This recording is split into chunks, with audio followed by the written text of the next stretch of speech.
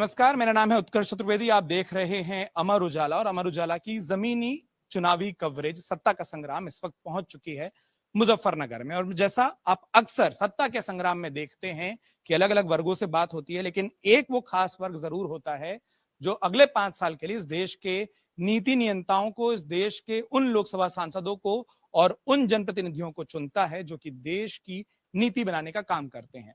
हम बात कर रहे हैं उन युवाओं की जो कि शायद पहली बार वोट डालने जा रहे हैं, जो पहली बार अपना सांसद चुनने जा रहे हैं और शायद लोकतंत्र के सबसे बड़े महापर्व में अपनी सबसे बड़ी भूमिका बनाने जा रहे हैं, क्योंकि इससे पहले अगर उन्होंने वोट डाले होंगे तो अपनी स्थानीय सरकार चुनी होगी, लेकिन अब इनका वोट देश की सरकार की भूमिका बनाने में बहुत महत्वपूर्ण होने जा रहा है। तो इसलिए बिना किसी देरी के मुजफ्फरनगर के पहली फर्स्ट टाइम वोटर से अगर बात शुरू करनी हो तो उससे बेहतर क्या हो सकता है कि उन अनुशासित छात्रों से बात की जाए, छात्राओं से बात की जाए जिनके पास ढेर सारे सुझाव होते हैं, विचार होते हैं और बहुत कुछ होता है जो कि इस देश की होने वाली या मौजूदा सरकारों को सुनना जरूरी होता है।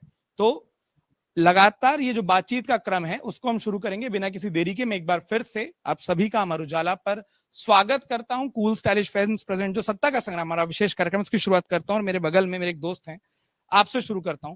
पहली बार वोट डालेंगे, क्या सोचकर वोट डालेंगे? क्या दिमाग में मुद्दा है जो आपको लगता है जिस पर आप वोट करना चाहते हैं बतौर युवा?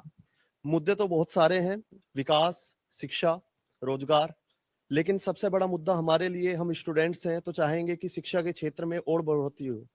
मैं एक लॉ स्टूडेंट हूँ, तो लॉ स्टूडेंट के लिए होता क्या है कि दो ही रास्ते होते हैं कि जज बन जाए या वकील बन जाए।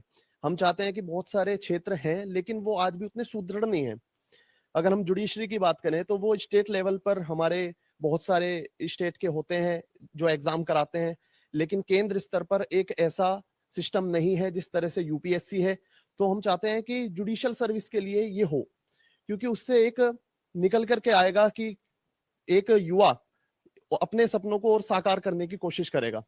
वर्तमान में क्या है कि वकील बनना और संख्या उसकी बहुत ज्यादा बढ़ रही है और जजों की संख्या, जिससे न्याय के क्षेत्र में हम पिछड़ेपन की ओर जा रहे हैं, क्योंकि जनसंख्या बढ़ती जा रही है। एक समस्या है इस क्षेत्र के लिए।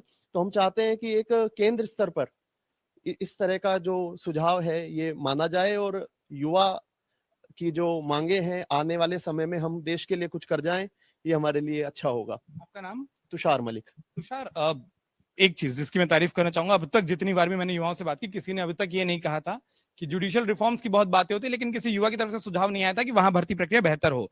आपकी बातों से दो चीज समझने को आ रही है, एक नियमित भर्तियां और बेहतर भर्ती प्रक्रिया वो आ जाए, और दूसरा वो खासतौर पर इस जिसको हम न्यायिक या विधि क्षेत्र बोलते हैं उसको लेकर आए। जी सर, बिल्कुल।